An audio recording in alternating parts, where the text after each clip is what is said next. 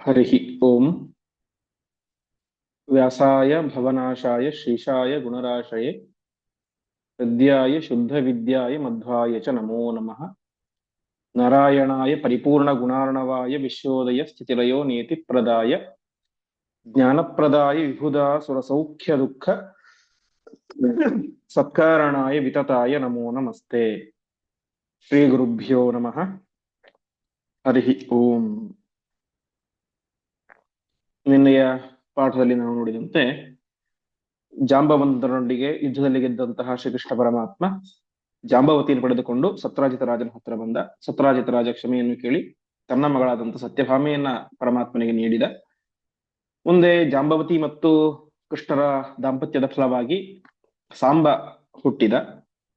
ಇಷ್ಟಾದ ಮೇಲೆ ಹಂಸಡಿಬಿಕರ ಕಥೆಯನ್ನ ಆಚಾರ್ಯರು ಹೇಳ್ತಾ ಹೋಗ್ತಾರೆ. ಹಂಸಡಿಬಿಕರು ದುಷ್ಟರು. ಬ್ರಹ್ಮದತ್ತ ಎನ್ನುವಂತಹ ಒಬ್ಬ ರಾಜ, ಅವನು ರುದ್ರದೇವರನ್ನು ಕುರಿತು ತಪಸ್ಸನ್ನು ಮಾಡಿದಾಗ ಹುಟ್ಟಿದಂಥವರು ಹಂಸ ಮತ್ತು ಡಿಬಿಕರು. ಅವರಿಬ್ಬರು ಕೂಡ ಮಹಾಪಾಪಿಷ್ಠರು, ಪರಮಾತ್ಮನ ದ್ವೇಷಿಗಳು. ಅವರು ಒಂದು ಸಂದೇಶವನ್ನ ಒಬ್ಬ ಬ್ರಾಹ್ಮಣನ ಹಚ್ಚಿದ. ಜನಾರ್ದನ ಎನ್ನುವಂತ ಒಬ್ಬ ಬ್ರಾಹ್ಮಣ, ಅವನು ಹಂಸಡಿಬಿಕರ ದೂತನಾಗಿ ಬಂದಿರ್ತಾನೆ. ಅವನು ಶ್ರೀಕೃಷ್ಣ ಪರಮಾತ್ಮನ ಹತ್ತಿರ ಬಂದು ಒಂದು ವಿಚಾರವನ್ನ ಹೇಳ್ತಾ ಇರ್ತಾನೆ.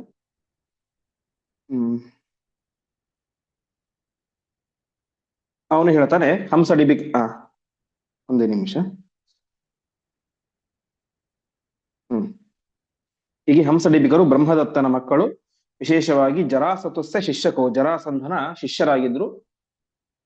ಜರಾಸಂಧನ ಶಿಷ್ಯರಾಗಿ ತಾವೇ ಮಾಡಿದ್ರು, ಮತ್ತೆ ತಾವು ರುದ್ರದೇವರ ಕುರಿತು ತಪಸ್ಸನ್ನು ಮಾಡಿ ಮಹೋದರಂಚ ಕುಂಡಧಾರಿಣಂ, ಹಿಂದೆ ಅವರಿಗೆ ಅಜೇಯತ್ವ ಮತ್ತು ಅವಧ್ಯತ್ವ ಎನ್ನುವಂತ ಎರಡು ವರ ಇತ್ತು, ರುದ್ರದೇವರ ವರಗಳು.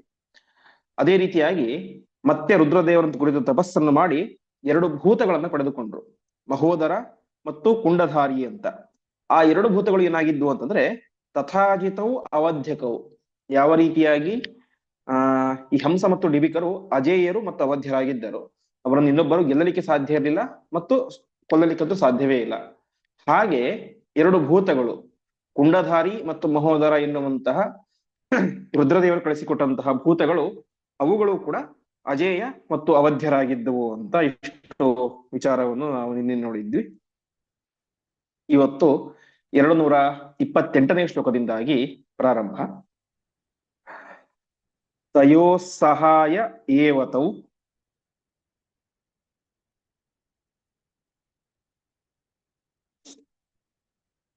ವರಾಚ್ಚಿವಸ್ಯ ಭೂತಕೌ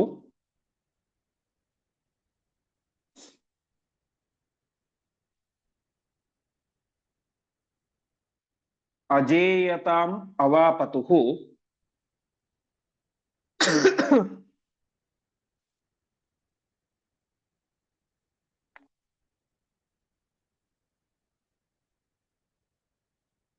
ನ ಚಾನ್ಯಥಾಮರಾವಪಿ.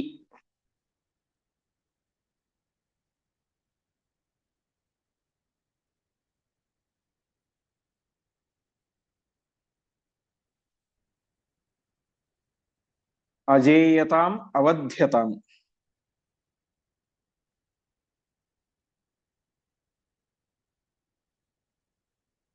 ಅವಾಪ್ಯ ತಾವುಭೌ ಶಿವಾತ್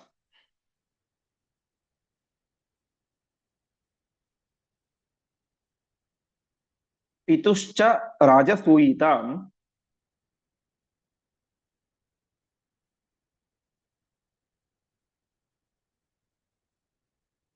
ಸಮಿಚ್ಛತೋ ಮದೋದ್ಧತೌ.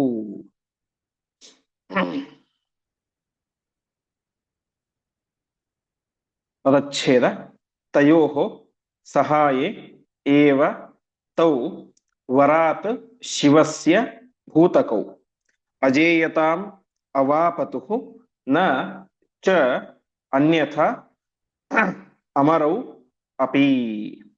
ಅಜೇಯತಾಂ ಅವಧ್ಯತಾಂ ಅವಾಪ್ಯ ತೌ ಉಭೌ ಶಿವಾತ್ ಪಿತುಃ ಚ ರಾಜಸೂಯಿತಾಂ ಸಮಿಚ್ಛತಃ ಮದೋದ್ಧತೌ.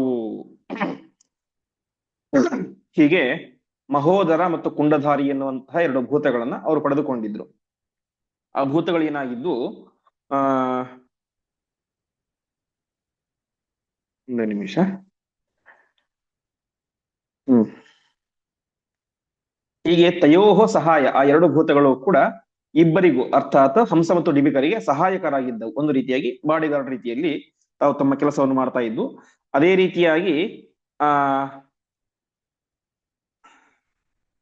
ಆ ಎರಡು ಭೂತಗಳು ಕೂಡ ಏನಾಗಿದ್ದು ಅಮರವು, ಮರಣರಹಿತರಾಗಿದ್ದು. ಅರ್ಥಾತ್ ಅವೆರಡೂ ಕೂಡ ಶಿವನ ಸೇವಕರು, ದೇವಭೃತ್ಯರಾಗಿದ್ದರು, ದೇವತೆಗಳ ಅನುಚರರಾಗಿದ್ದರು, ದೇವತೆಗಳ ಸೇವಕರಾಗಿದ್ದರು. ಆ ಕಾರಣಕ್ಕಾಗಿ ಆ ಎರಡೂ ಭೂತಗಳು ಕೂಡ ಸ್ವಭಾವತಃ ಅಮರ ಅರ್ಥಾತ್ ಅವಧ್ಯರಾಗಿದ್ದರು. ಜೊತೆಗೆ ಶಿವನ ವರದಿಂದಾಗಿ ಅವ್ರಿಗೆ ಏನಾಯ್ತು, ಅಜೇಯತ್ವ ವರ ಬಂತು. ಈಗಾಗಲೇನೆ ಆ ಎರಡೂ ಭೂತಗಳು ಸ್ವಭಾವತಃ ಅವಧ್ಯರಾಗಿದ್ದಾವೆ. ಅಜೇಯತಾಮವಾಪತು ಶಿವಸ್ಯ ವರಾತ್, ರುದ್ರದೇವರ ವರದಿಂದಾಗಿ ಅವರಿಗೆ ಇನ್ನೊಂದು ಎಕ್ಸ್ಟ್ರಾ ಯಾಡ್ ಆಯ್ತು. ಅದ್ಯಾವುದಂದ್ರೆ ಅಜೇಯತ್ವ. ಹೀಗೆ ಅವಧ್ಯತ್ವ ಎನ್ನುವುದು ಸ್ವಭಾವತಃ ಇತ್ತು, ಅಜೇಯತ್ವ ಎನ್ನುವುದು ರುದ್ರದೇವರ ವರದಿಂದಾಗಿ ಬಂತು ಹೊರತು ಅದು ಸ್ವಭಾವತಃ ಅಲ್ಲ ಅಂತ ಆಚಾರ್ಯ ನಿರ್ಣಯವನ್ನು ಕೊಡ್ತಾ ಇದ್ದಾರೆ. ಅಲ್ಲಿ ಒಟ್ಟು ತಾತ್ಪರ್ಯ ಇಷ್ಟು, ಆ ಎರಡೂ ಭೂತಗಳು ಕೂಡ ರುದ್ರದೇವರ ಭೂತ ಗಣಗಳಲ್ಲಿ ಸೇರಿದ್ದದ್ದು. ಹಾಗಾಗಿ ಸ್ವಭಾವತಃ ಅವುಗಳಿಗೆ ಅವಧ್ಯತ್ವ ಅನ್ನೋದಿತ್ತು. ರುದ್ರದೇವರು ಅವೆರಡಕ್ಕೂ ಕೂಡ ಅಜೇಯತ್ವ ಎನ್ನುವಂತ ಒಂದು ಎಕ್ಸ್ಟ್ರಾ ವರವನ್ನು ಕೂಡ ಕೊಟ್ಟರು. ಯಾಕೆಂತಂದ್ರೆ ಅವುಗಳು ಇರುವುದೇನೆ ಹಂಸಡಿಬಿಕರ ಸೇವೆಗಾಗಿ. ಹಾಗಾಗಿ ಆ ಎರಡು ಭೂತಗಳನ್ನು ಯಾರೂ ಕೂಡ ಗೆಲ್ಲಬಾರದು ಎನ್ನುವಂತಹ ಹಿನ್ನೆಲೆಯಲ್ಲಿ ರುದ್ರದೇವರು ಆ ಎರಡು ಭೂತಗಳಿಗೂ ಕೂಡ ಅಜೇಯತ್ವ ಎನ್ನುವಂತಹ ವರವನ್ನ ಕೊಟ್ಟಿದ್ದರು. ಸರಿ, ಒಟ್ಟಿನಲ್ಲಿ ಹಂಸಡಿಬಿಕರಿಗೆ ಮತ್ತು ಆ ಮಹೋದರ ಮತ್ತು ಕುಂಡಧಾರಿ ಎರಡು ಭೂತಗಳಿಗೂ ಕೂಡ ಈ ಒಟ್ಟು 4 ಜನರಿಗೂ ಕೂಡ ಏನಿದೆ, ಒಂದು ಅಜೇಯತ್ವ ಜೊತೆಗೆ ಅವಧ್ಯತ್ವ ಎನ್ನುವಂತಹ ಅದ್ಭುತ ಒಂದು ಸಾಮರ್ಥ್ಯ ಇದೆ. ಹಾಗಾಗಿ ಅಜೇಯತಾಂ ಅವಧ್ಯತಾಂ ಅವಾಪ್ಯ, ಈ ಹಂಸಡಿಬಿಕರೇನಿದ್ದಾರೆ ರುದ್ರದೇವರ ವರದಿಂದಾಗಿ ಅಜೇಯತ್ವ ಮತ್ತು ಅವಧ್ಯತ್ವವನ್ನು ಪಡೆದುಕೊಂಡು ಮದೋದ್ಧತವು, ಭಾರೀ ಮದದಿಂದಾಗಿ ತುಂಬಿದ್ದಾರೆ. ಅಂತಹ ಅವರಿಬ್ಬರು ಕೂಡ ಪಿತುಶ್ಚ ರಾಜಸೂಯಿತಾಂ ಸಮಿಚ್ಛತಃ, ತಮ್ಮ ತಂದೆಯಿಂದಾಗಿ ಅರ್ಥಾತ್ ಬ್ರಹ್ಮದತ್ತನಿಂದಾಗಿ ಶ್ರೇಷ್ಠ ಯಜ್ಞವಾದಂತಹ ರಾಜಸೂಯ ಯಾಗವನ್ನ ಮಾಡಬೇಕು ಅಂತ ಬಯಸಿದ್ದಾರೆ. ರುದ್ರದೇವರಿಂದಾಗಿ ಅವಧ್ಯತ್ವ ಮತ್ತು ಅಜೇಯತ್ವ ವರವನ್ನು ಪಡೆದಂತಹ ಹಂಸಡಿಬಿಕರು ತಮ್ಮ ತಂದೆಯಿಂದಾಗಿ ರಾಜಸೂಯ ಯಾಗವನ್ನು ಮಾಡಬೇಕು ಅಂತ ಬಯಸಿದ್ರು. ಮುಂದೆ ಜರಾಸುತಃ ಗುರುತ್ವತಃ,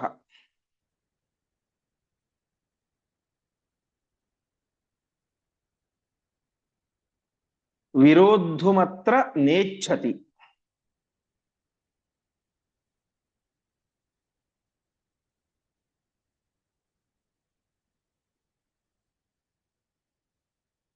ನೃಪಾಂಸ್ತು ದೇವಪಕ್ಷಿಣಃ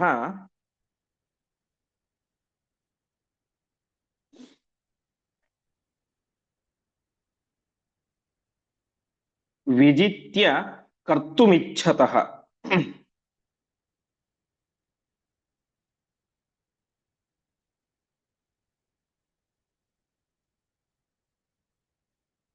ಸ್ವಯಂ ಚ ರಾಜಸೂಯಿತಾಂ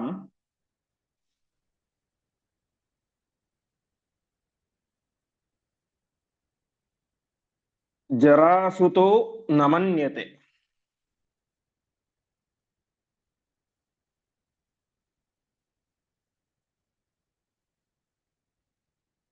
ಯತೋ ಹಿ ವೈಷ್ಣವಂ ಕ್ರತುಂ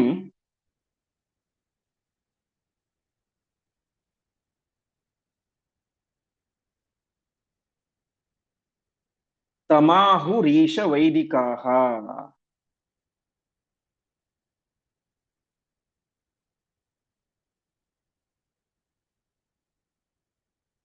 ಅದಚ್ಛೇದ ಜರಾಸುತಃ ಗುರುತ್ವತಃ ವಿರೋಧುಂ ಅತ್ರ ನ ಇಚ್ಛತಿ, ನೃಪಾನ್ ತು ದೇವಪಕ್ಷಿಣಃ ವಿಜಿತ್ಯ ಕರ್ತುಂ ಇಚ್ಛತಃ, ಸ್ವಯಂ ಚ ರಾಜಸೂಯಿತಾಂ ಜರಾಸುತಃ ನ ಮನ್ಯತೆ, ಯತಃ ಹಿ ವೈಷ್ಣವಂ ಕ್ರತುಂ ತಂ ಆಹುಃ ಈಶಾ ವೈದಿಕಾಃ. ಈ ಸಂದರ್ಭದಲ್ಲಿ ಆಚಾರ್ಯರು ಅನೇಕ ರೀತಿಯಾದ ವಿಷಯಗಳನ್ನು ತಿಳಿಸ್ತಾ ಹೋಗ್ತಾರೆ.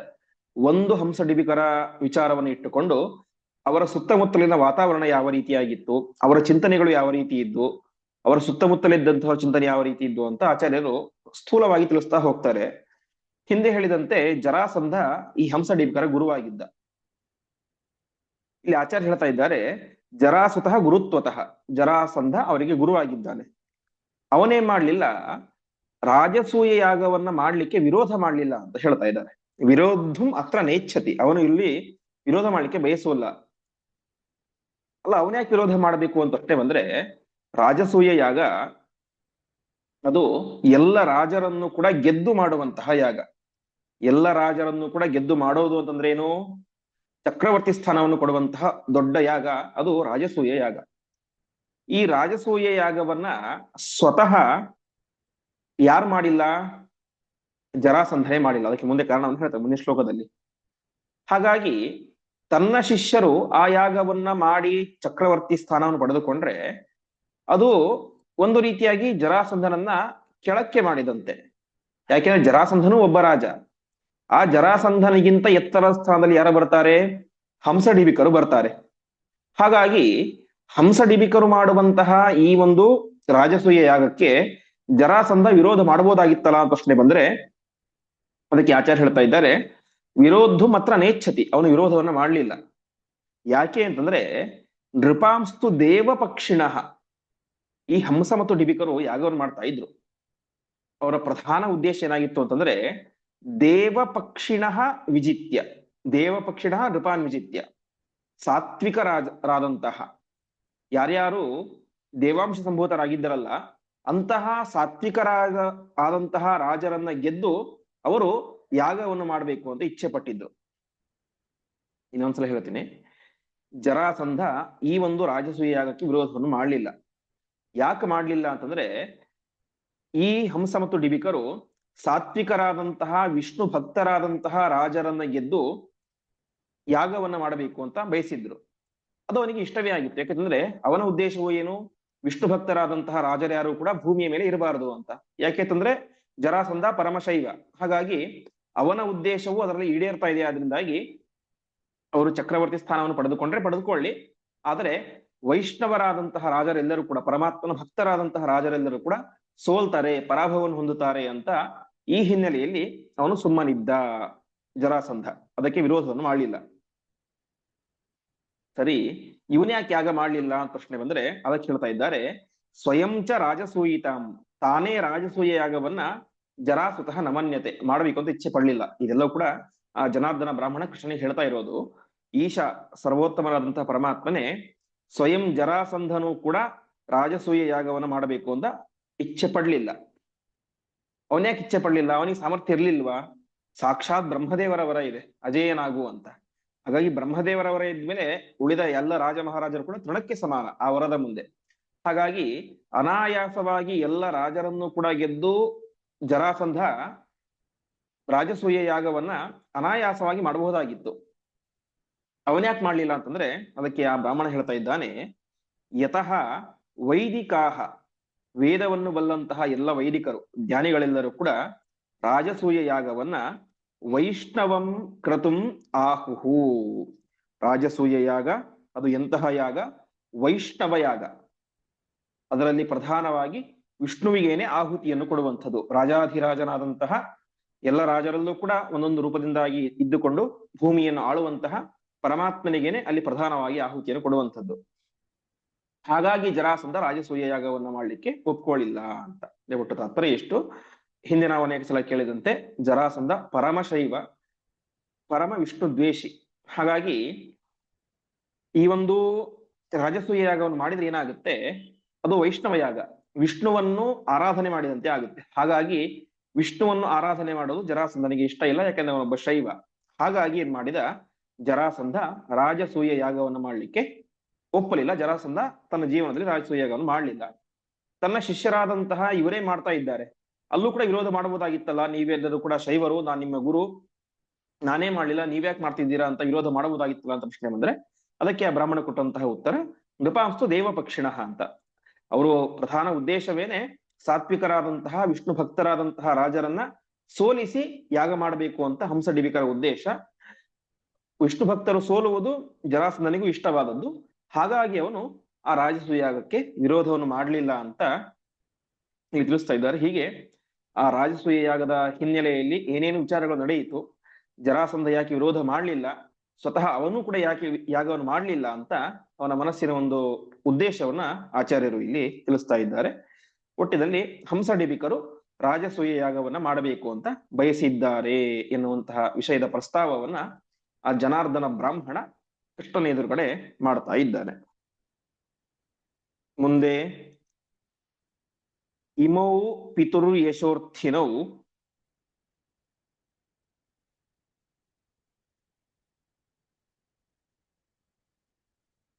ಪರಾಭವಾಯ ತೇ ತಥಾ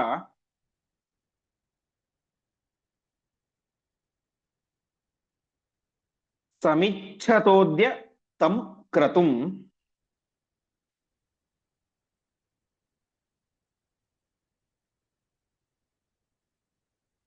ಅಥವಾ ಸಮಿಚ್ಛತೋ ಅಚ್ಯುತ ತಂ ಸಮಿಚ್ಛತೋಚ್ಯುತ ಕ್ರತುಂ ಅಥವಾ ಸಮಿಚ್ಛತೋದ್ಯ ತಂ ಕ್ರತುಂ ಅಂತ. ಭವಂತ ಮೂಚತುಶ್ಚತೌ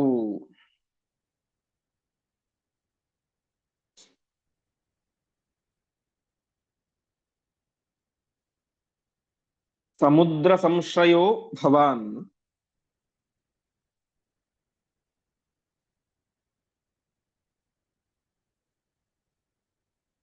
ಬಹೂನ್ ಪ್ರಗೃಹ್ಯ ಲಾವಣಾನ್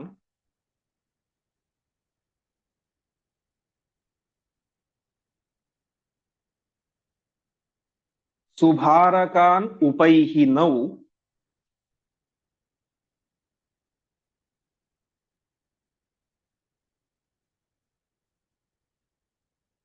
ಇತಿ ಕ್ಷಮಸ್ವ ಮೇ ವಚಃ.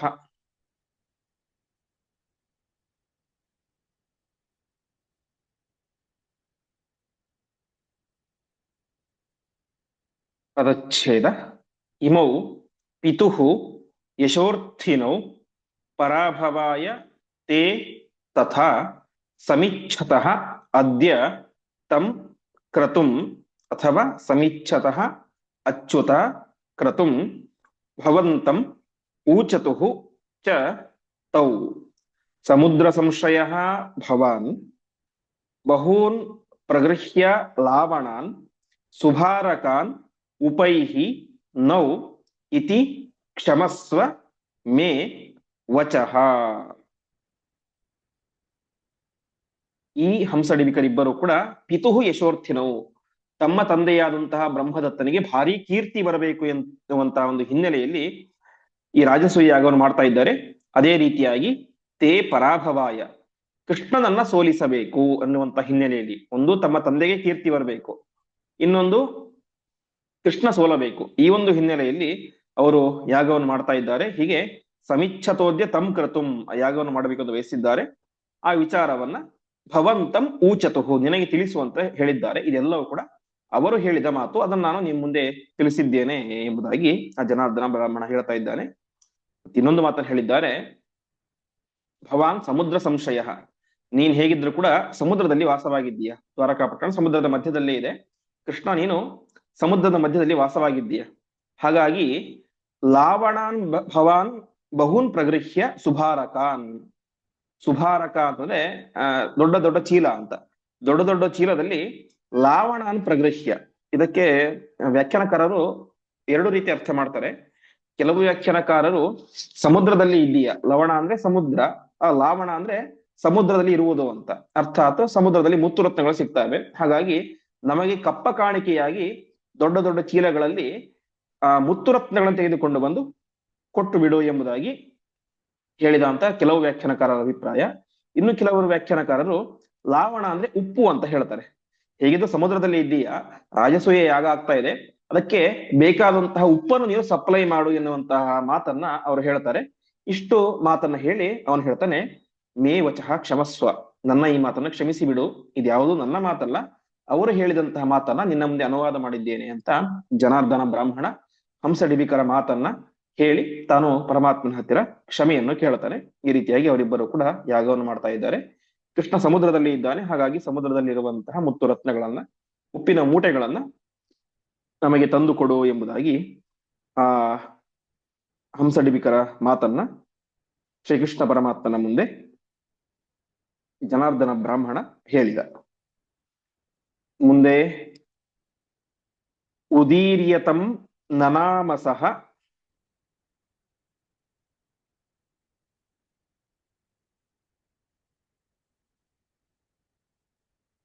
ಪ್ರಚಾಹಸಂಸ್ಮ ಯಾದವಾಹ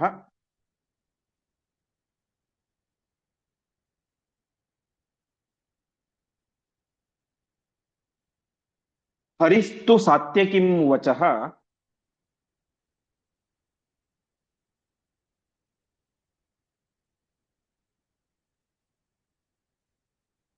ಜಗಾದ ಮೇಘ ನಿಸ್ವನಃ.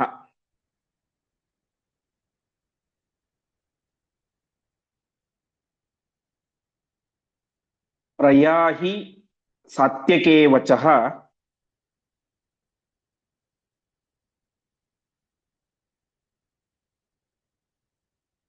ಬ್ರವೀಹಿ ಮೇ ನೃಪಾಧಮೌ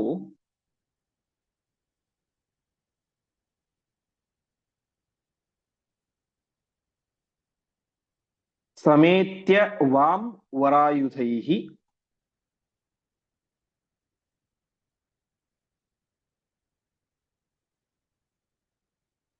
ಕರಂ ದದಾಮ್ಯ ಸಂಶಯಂ.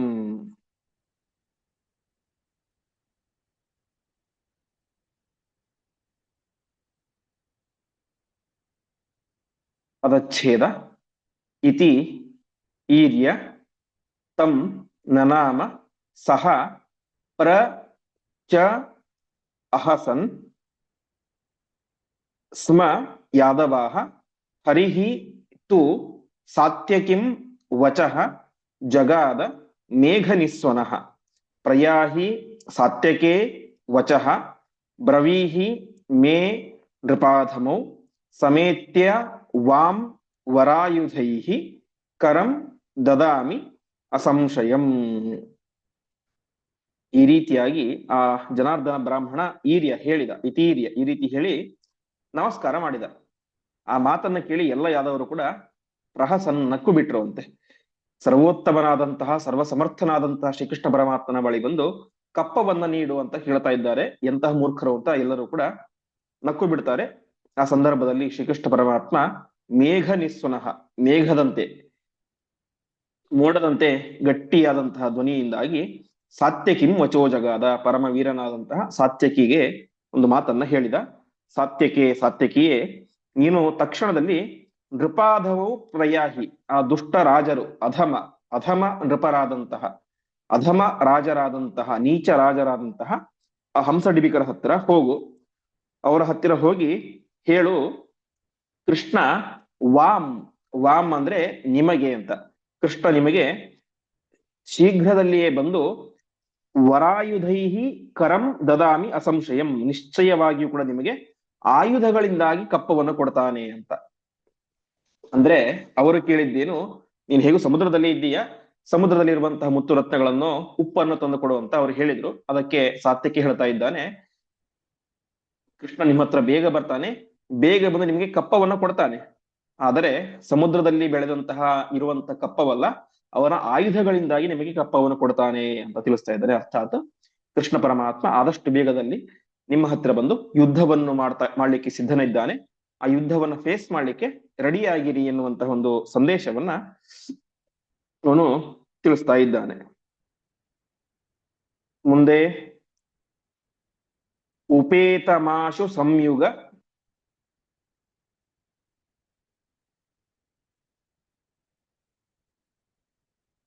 ಅರ್ಥಿನೌಚ ಪುಷ್ಕರಂ ಪ್ರತಿ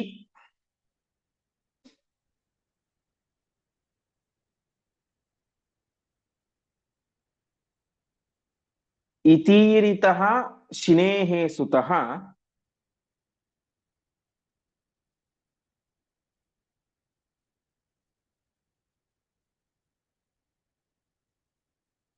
ಜಗಾಮ ವಿಪ್ರ ಸಂಯುತಃ.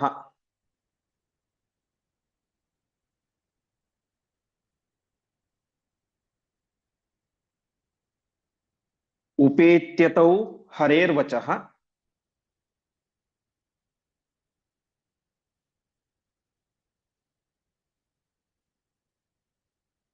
ಜಗಾದ ಸಾತ್ಯಕಿರ್ಬಲಿ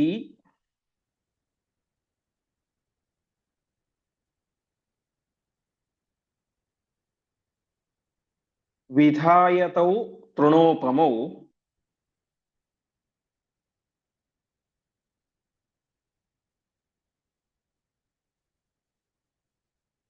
ಗಿರಾ ಜಗಾಮ ಕೇಶವಂ.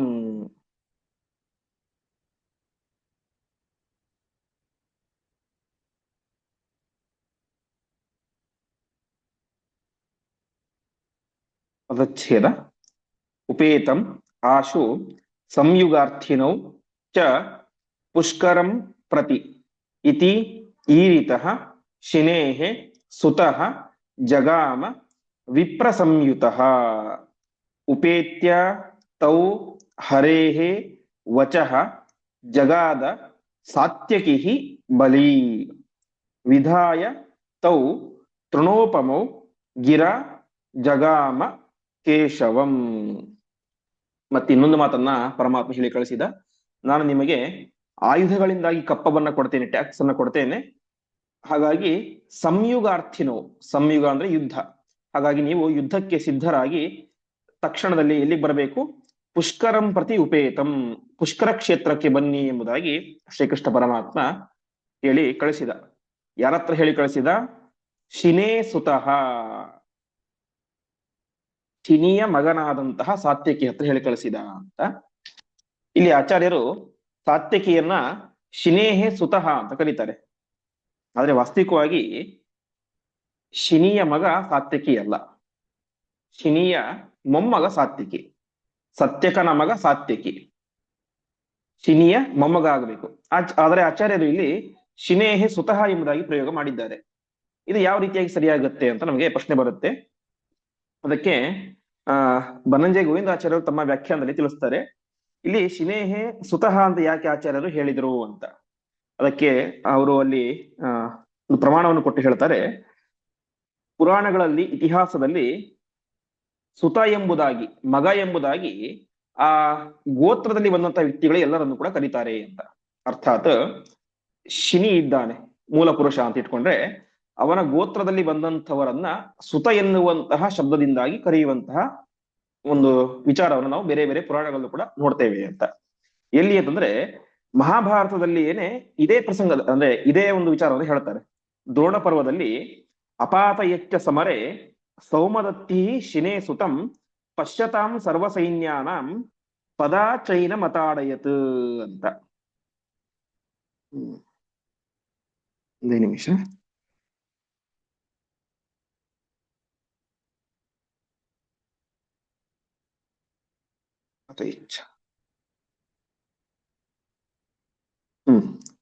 ಇಲ್ಲಿ ದ್ರೋಣ ಪರ್ವದಲ್ಲಿ ಬರುವಂತಹ ಮಾತು ಅಂದ್ರೆ ಯುದ್ಧದ ಪ್ರಸಂಗ. ಅಲ್ಲಿ ಹೇಳ್ತಾರೆ ಸೋಮದತ್ತಿಹಿ, ಅಲ್ಲಿ ಸೌಮದತ್ತಿ ಅಂತಂದ್ರೆ ಭೂರಿಶ್ರವ. ಭೂರಿಶ್ರವ ಏನ್ ಮಾಡ್ತಾನೆ? ಸಾತ್ಯಕಿಯನ್ನ ಹೊಡೆದು ಬೀಳಿಸಿದ ಅಂತ ಬರುತ್ತೆ. ಅಲ್ಲಿ ವೇದವ್ಯಾಸ ದೇವರು ಅಲ್ಲಿ ಪ್ರಯೋಗ ಮಾಡುವಂತಹ ವಾಕ್ಯ ಏನಂತಂದ್ರೆ, ಅಲ್ಲಿ ಸಾತ್ಯಕಿಯನ್ನ ಶಿನೇಹೇ ಸುತಃ ಎಂಬುದಾಗಿ ಪ್ರಯೋಗ ಮಾಡ್ತಾರೆ. ಶಿನಿಯ ಸುತನಾದಂತಹ ಸಾತ್ಯಕಿಯನ್ನ ಭೂರಿಶ್ರವ ಬೀಳಿಸಿದ ಅಂತ. ಹಾಗಾಗಿ ಅಲ್ಲಿ ಸುತ ಶಬ್ದಕ್ಕೆ ಮಗ ಅಂತ ಅರ್ಥ ಅಲ್ಲ, ಶಿನಿಯ ವಂಶದಲ್ಲಿ ಬಂದಂಥವನು ಅಂತ. ಅರ್ಥಾತ್ ಶಿನಿಯ ವಂಶದಲ್ಲಿ ಬಂದಂತಹ ಸಾತ್ಯಕಿಯನ್ನ ಯಾರು? ಭೂರಿಶ್ರವ, ಸೌಮದತ್ತಿ, ಅರ್ಥ ಸೋಮದತ್ತನ ಮಗ ಸೌಮದತ್ತಿ ಅಂತ, ಅವನು ಬೀಳಿಸಿದ ಅಂತ. ಹಾಗಾಗಿ ಆ ಒಂದು ಪ್ರಯೋಗದ ಹಿನ್ನೆಲೆಯಲ್ಲಿ ಮಧ್ವಾಚಾರ್ಯರು ಕೂಡ ಈ ತಾತ್ಪರ್ಯ ನಿರ್ಣಯದಲ್ಲಿ ಶಿನೇಹೇ ಸುತಃ ಎಂಬುದಾಗಿ ಪ್ರಯೋಗ ಮಾಡ್ತಾರೆ. ಇಲ್ಲಿ ಮಗ ಅಂತ ಅರ್ಥ ಅಲ್ಲ, ಶಿನಿಯ ವಂಶದಲ್ಲಿ ಬಂದಂತಹ ಯಾರು? ಸಾತ್ವಿಕಿ ಎಂಬುದಾಗಿ ಅರ್ಥ ಅಂತ ನಾವು ವಿರೋಧವನ್ನು ಪರಿಹಾರ ಮಾಡಿಕೊಳ್ಬೇಕು. ಹೀಗೆ ಇತೀರಿತಃ ಶಿನೇ ಸುತಃ ಜಗಾಮ ವಿಪ್ರ ಸಂಯುತಃ, ಈ ರೀತಿಯಾಗಿ ಸಾತ್ಯಕಿಗೆ ಯಾರು? ಶ್ರೀಕೃಷ್ಣ ಪರಮಾತ್ಮ ಹೇಳ್ತಾನೆ, ಇಷ್ಟೆಲ್ಲಾ ವಿಚಾರಗಳನ್ನ ನಾನು ನಿಮಗೆ ಯುದ್ಧದ ಮೂಲಕ ಕಪ್ಪವನ್ನು ಕೊಡ್ತೇನೆ, ನೀವಿಬ್ಬರು ಕೂಡ ಪುಷ್ಕರ ಕ್ಷೇತ್ರಕ್ಕೆ ಬನ್ನಿ ಅಂತೆಲ್ಲ ತಿಳಿಸಿದಾಗ ಆ ಶಿನಿಯ ಸುತನಾದಂತಹ ವಂಶದಲ್ಲಿ ಬಂದಂತಹ ಮೊಮ್ಮಗನಾದಂತಹ ಸಾತ್ಯಕಿ ವಿಪ್ರ ಸಂಯುತ ಜಗಾಮ, ಆ ಬ್ರಾಹ್ಮಣನೊಟ್ಟಿಗೆ, ಜನಾರ್ದನ ಬ್ರಾಹ್ಮಣನೊಟ್ಟಿಗೆ ಸೇರಿಕೊಂಡು ತಾನೇನ್ ಮಾಡಿದ? ಆ ಯಾವ ಹಂಸಡಿಬಿಕರು ಇದ್ದಂತಹ ಸ್ಥಳಕ್ಕೆ ತಾನು ತೆರಳಿದ ಎಂಬುದಾಗಿ ತಿಳಿಸ್ತಾ ಇದ್ದಾರೆ. ಹೀಗೆ ಹಂಸಡಿಬಿಕರು ಜನಾರ್ದನ ಬ್ರಾಹ್ಮಣನನ್ನ ತಮ್ಮ ಸಂದೇಶವನ್ನು ತಿಳಿಸಲಿಕ್ಕೆ ಅಂತ ಕೃಷ್ಣನ ಬಳಿ ಕಳಿಸಿದ್ರು. ಶ್ರೀಕೃಷ್ಣ ಪರಮಾತ್ಮನು ಕೂಡ ಪರಮ ವೀರನಾದಂತಹ ಸಾತ್ಯಕಿಯನ್ನ ತನ್ನ ಸಂದೇಶವನ್ನು ತಿಳಿಸಲಿಕ್ಕೆ ಅಂತ ಹಂಸಡೀರ್ಕರ ಹತ್ತಿರ ಕಳಿಸ್ತಾ ಇದ್ದಾನೆ. ಅಲ್ಲಿಗೆ ಹೋದಾಗ ಯಾವ ರೀತಿ ಮಾತುಕತೆ ಆಯಿತು, ಮತ್ತೆ ಆಚಾರ್ಯರು ಆ ಸಂದರ್ಭದಲ್ಲಿ ನಡೆದಂತಹ ಇನ್ನೊಂದು ವಿಶಿಷ್ಟವಾದಂತಹ ವಿಚಾರವನ್ನ ತಿಳಿಸ್ತಾರೆ. ಆ ಚಿಂತನೆಯನ್ನ ನಾಳೆ ಪಾಠ ಇರೋದಿಲ್ಲ, ಮತ್ತೆ ದ್ವಾದಶಿಯಿಂದಾಗಿ ಪಾಠ ನಡೆಯುತ್ತೆ. ನಾಡಿದ್ದಿನಿಂದ ಪಾಠದಲ್ಲಿ ನೋಡೋಣ ಎಂಬುದಾಗಿ ಹೇಳ್ತಾ ಇಂದಿನ ಪಾಠವನ್ನ ಶ್ರೀಕೃಷ್ಣಾರ್ಪಣಮಸ್ತು.